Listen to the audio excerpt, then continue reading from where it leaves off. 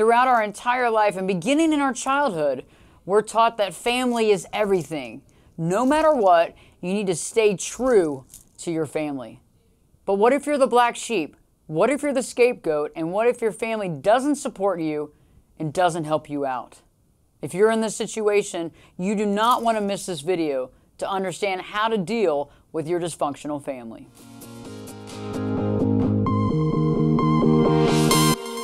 Welcome back, friends. Berges back today. And today I want to talk about being labeled the black sheep, the scapegoat, and how to deal with that dysfunctional family. In a previous video, I talk about narcissistic parents and how they pick the chosen child, the chosen one. And that link is in the description below. So definitely check out that video if you feel like you're in this type of family dynamic. So first off, before we figure out how to deal with a dysfunctional family, we have to really define what a dysfunctional family is.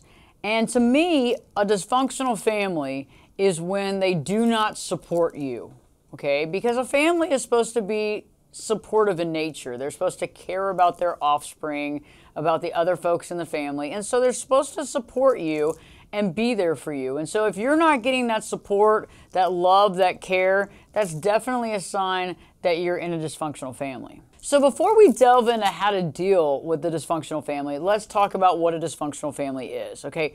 Quickly, they don't support you. They don't have your back. They're not there. And a family is supposed to be there for you. They're supposed to be there for you mentally, physically, emotionally, a hug, a pat on the back, talk with you through things. If they're not supportive of you, definitely dysfunctional. They also don't show you love, right? Maybe they don't, give you the hugs. They don't tell you they love you. They don't reach out to you. They don't call. They don't write, nothing. Another thing is that you are the black sheep. You feel like you're the outsider in the family, and you felt like the outsider for a very long time. You might have a sibling or multiple siblings that seem to be treated a lot better than you, right? And so that can also feel pretty bad. It also feels like you're the last one to know what's happening, and it seems a lot of times too when you're in a dysfunctional family that you seem to be the brunt of the jokes, right? They seem to be making fun of you or putting issues on you that really apply to them because they don't want to take responsibility. Another thing is they put you down as often as they can. Maybe they have nicknames for you that aren't very nice, and people kind of laugh and smirk and joke in the family.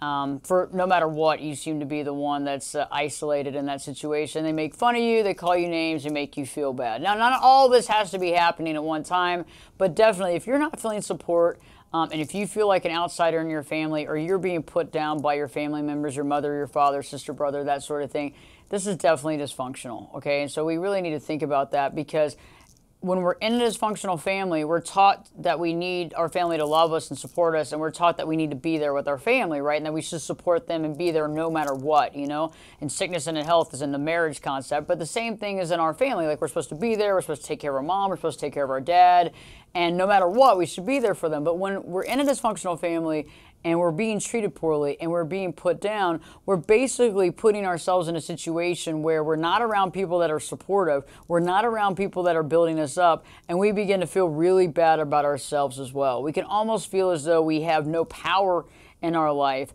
and we can become very submissive in this situation.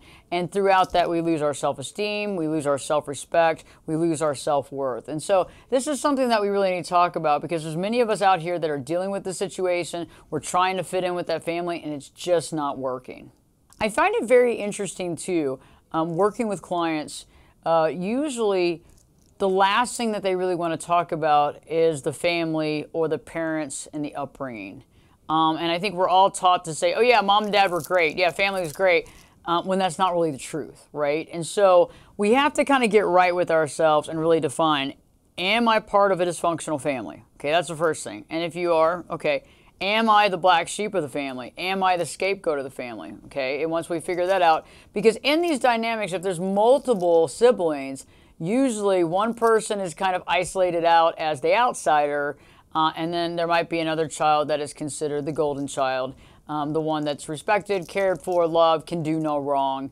And I kind of consider this very much black and white thinking in a situation too. And it's hard to figure out how exactly they pinpoint the black sheep, and I'm going to definitely do a video on that too. But usually it's because they're different, they think differently, they might be more empathic maybe more thoughtful, but they're definitely different. And usually their differences are actually very good, okay? So it's not that they should be the outsider, but I think there's a little bit of fear factor from the rest of the family, as well as the fact that some of the family members use that person as the reason for them not doing something right or not having something in their life, so they become that scapegoat to serve that purpose so that mother or father or whatever doesn't have to look within themselves and figure out that they were the one actually at fault. Okay, so we know what a dysfunctional family is, and we know what it's like to be labeled as the black sheep, the scapegoat, or the outsider. So how do we deal with this dysfunctional family? Okay. The first thing that you want to do is create physical distance between you and the family members, right? So if you are living with them right now and you're old enough to make a change, start coming up with ideas and solutions to begin to move out of the house, okay? So come up with a plan so that you can eventually have your own place. This is very important because being surrounded by that energy day in and day out is not supportive of your self-worth, your self-esteem, your self-value, right? Or your self-love. You don't want to be sequestered by that energy and that type of energy and environment all the time. It's not good for you, okay? So definitely moving out is key. If you are extremely young and you can't move out at this point in time, I'm going to talk a little bit about more of that at the end of this video. So I'm going to give you some tips and tricks on how to deal with that as well. But if you are old enough and it's time, start putting together that plan and start coming up with a solution to get some distance and to move. The second thing that I want you to do is to put emotional distance in between you and the family members. You can use a lot of gray rock responses as well when we're going through this process. So what I'm saying is that we don't want to completely fuel their arguments or their intention and give them power by giving them that fuel. Because a lot of times what happens is that we get so inundated in reacting to what they say. We get so inundated in trying to prove our innocence or prove our value. It's like we're fueling this within them, and they've been accustomed to that for a very long time. Because remember, when you go back to the thought process of the family dynamic, we have always believed that family is more important than friends and that we need to be with our family no matter what. Okay, so because we think that way, we bend over backwards to try to get them to like us so that we can fit in. And if you're the black sheep, the scapegoat, you've tried so hard to fit in and it's never once worked. Okay, so we need to get emotional distance. And that means you're not at their beck and call all the time. You don't respond to every email, every text, every call. And when you do, you want to use more gray rock responses than talking about your personal life, okay? You don't need to tell them what's going on in your life. You don't need to open, the veil and show them what's happening so that they can use some of that stuff against you. And remember, when somebody's not being supportive, we don't really need to trust them with what's really happening here. So if you're getting texts from them or calls, it's best to just try to limit it down to a smaller conversation, a shorter conversation. Talk about things that are topical, like the weather and maybe what you're working on, or when you went on a walk or you went on a run, or how the dog is doing. But try to get that emotional distance, okay? Because again, we only want to share the important things in our life with people who support us and care about us and respect us and love us. So we got to be careful. We also don't want to give ammunition to a dysfunctional family to use against us later on. The third thing is that all of us want people to understand us. We want everybody on the planet to understand us. And so I want you to begin to acknowledge and realize how much energy, okay, how much energy are you giving them to get them to understand you? And I get it. I mean, I've fallen prey into this myself, where you're just trying to get somebody to understand you, to understand where you're coming from. You're explaining yourself to your blue in the face, and it's still not working.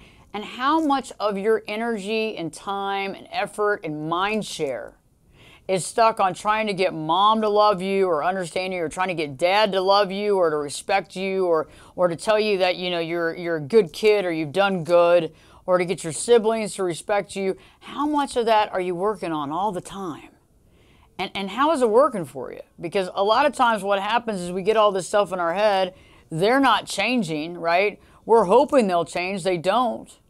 And so we're using all this energy to try to get them to understand us for at least right now, and they're not. The reason why many of us are the black sheep or the scapegoat is because we think differently than our family. Maybe we think ahead 100 steps or 100 feet or 100 miles ahead. Maybe we have a more positive perspective on life. Maybe we're more empathetic, right? Maybe we have that empathy. Maybe we really understand people very well, and that's not something that the family dynamic understands, and so they consider you odd, they consider you weird, and so the way you think is different from them. Maybe you're a very positive person and you're surrounded by a very negative family dynamic. There's a lot of different things here, right? And so if that's the case, we need to recognize how much energy am I expending every day to try to get them to respect me, understand me, love me, basically accept me. And this is something that's interesting because once you realize this, you realize how much texting and calling and going to family events just to get them to show you respect and love, and you're wasting a lot of your time here on this planet doing that stuff when you could be probably spending time with other people that understand, get you, and respect you. The fourth thing that I want to talk about is that many of y'all at this exact time in this video might say, you know what, I hear what you're saying, Ashley. I have a dysfunctional family. I am considered the black sheep, but I really just can't let go. I have a really challenging time doing that. I don't really know what to do. And I understand that. I get it. And at the very beginning of the video, I was talking about how we're programmed, right, to not let go. Okay, we're programmed to stay with our family. But I want you to think about that. That is a program. And yes, I wish everybody on this planet had an amazing, loving, caring family. Okay, because our lives would be probably really different if we did, right? But that's something that I can't change. I don't have a magic wand to make that happen at this time, okay? But we don't have to stick around with something that's not working. And they might even make you feel like you're needy and you need them, right? And that's a big deal too, because a lot of dysfunctional families make the person really feel as though they need to stick with the family because they don't have what it takes, or they don't, they don't have the qualifications to leave the family, or they can't leave. And they do this to make you indebted to them.